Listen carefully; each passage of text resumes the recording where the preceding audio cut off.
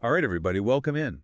We're diving into a story today that, well, honestly, it's generating some serious headlines, and I think it's time we untangle it a bit. It's about P. Diddy. Yeah, Pooh Diddy. I mean, we're talking music mogul, fashion icon, the whole nine yards. Exactly.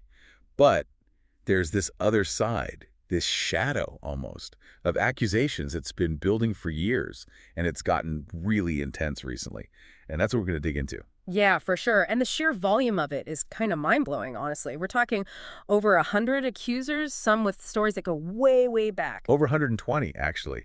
And the accusations themselves, they run the gamut. We're talking sex trafficking, racketeering, violence. It paints a really different picture. Not the Diddy we think we know. It's dark, man. Definitely a dark side. And that's what we got to figure out. How did this go from being whispers and rumors to like a full-blown federal case? Right, exactly. And thankfully, we've got a lot to work with trying to figure this whole thing out. We've got court documents, firsthand accounts, even some of Diddy's own words to analyze. It's out there. So one thing that I found really interesting is how this story actually developed over time. I mean, for years, it seems like there were always whispers, right? Like rumors about Diddy's parties, allegations of misconduct, but it never really seemed to stick. Yeah, and you got to think, why is that? Why were those accusations sort of brushed aside for so long? And honestly, I think a big part of it is just the level of fame and influence Diddy has. It's intimidating. It's hard to come forward when you feel like you're up against that kind of power. That's a really good point. It's like that saying, money talks. Yeah, Right. it does. And influence, connections, all of that creates this situation where it's difficult for accusations to gain traction. People are afraid to speak out. For sure. For sure. But then something changed in 2023. Cassie Ventura filed that lawsuit, and it seemed like things really shifted after that. Oh, yeah, that was a turning point for sure. And what made her case different is that she didn't just make claims. She gave details, man, like really specific accounts of what she called freak-offs, alleging this pattern of seriously messed up behavior. And that's not all. There was also that hotel surveillance video from back in 2016. Right? Oh, right. Showing what appeared to be Diddy getting physical with someone. And you can't deny video evidence like that. It's hard to argue when you've got that kind of footage. Suddenly it wasn't just talk anymore. Exactly. It's like seeing is believing. And when that video came out, it seemed like people were finally ready to listen to what Ventura had been saying all along. Makes you think about how much we miss, when there aren't cameras around. Right. But Ventura's lawsuit, that was big because she was specific.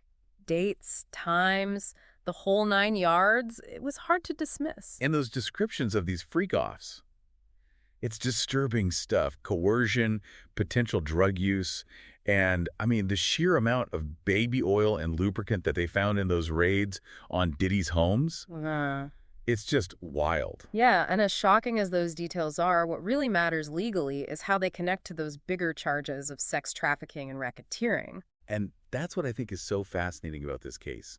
It's not just about one person's actions. It's about a potential system, a network of people who might be complicit.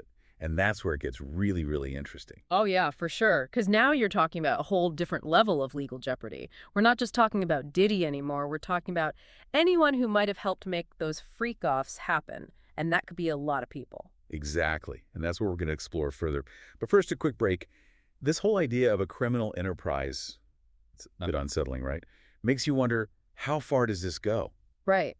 Because we're not just talking about Diddy's individual actions anymore. It's like, who else is involved? What did they know? Yeah, exactly.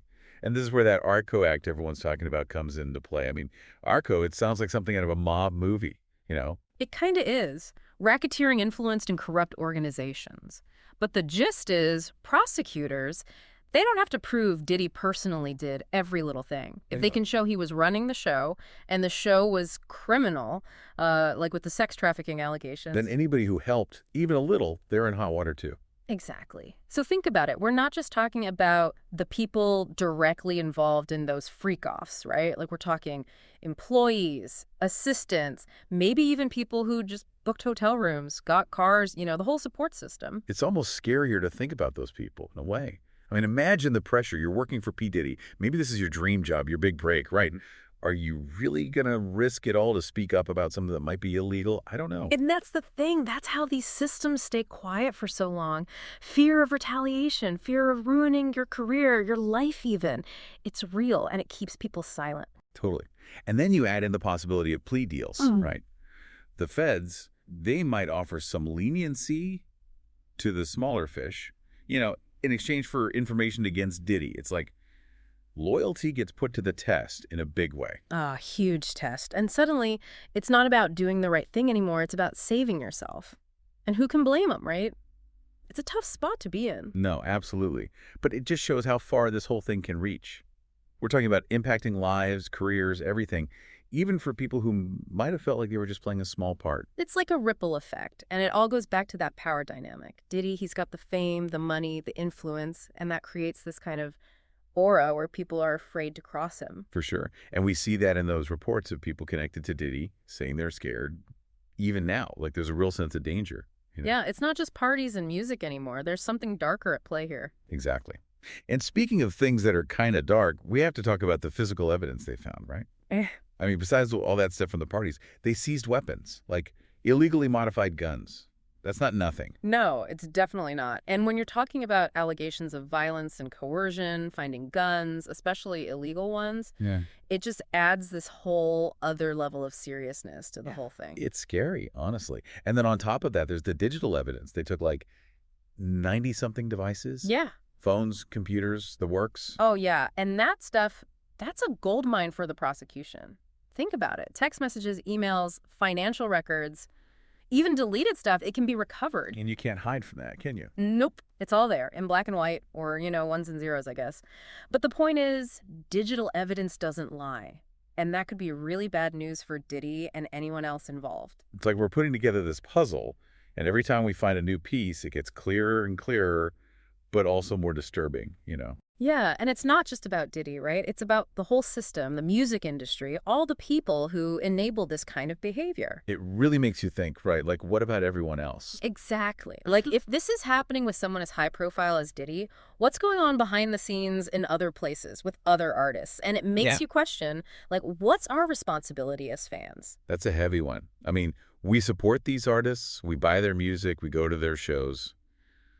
But are we supporting something darker without even knowing it? It's possible, and that's the thing about this case, I think. It forces us to confront that.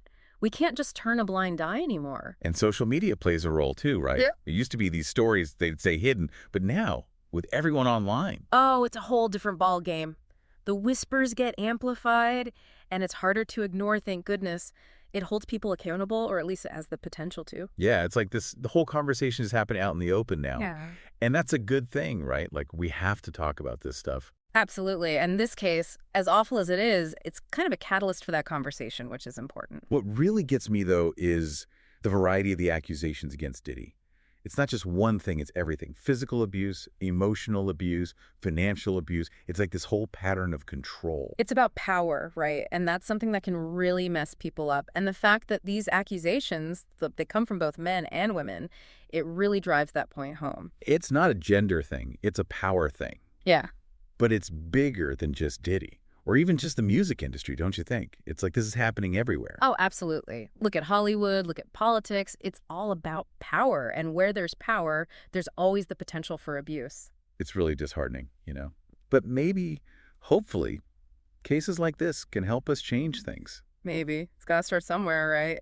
Well, that's a good place to leave it for today. As always, it's important to remember Diddy is innocent until proven guilty. But this case, it raises a lot of questions, a lot of concerns. So keep paying attention, folks.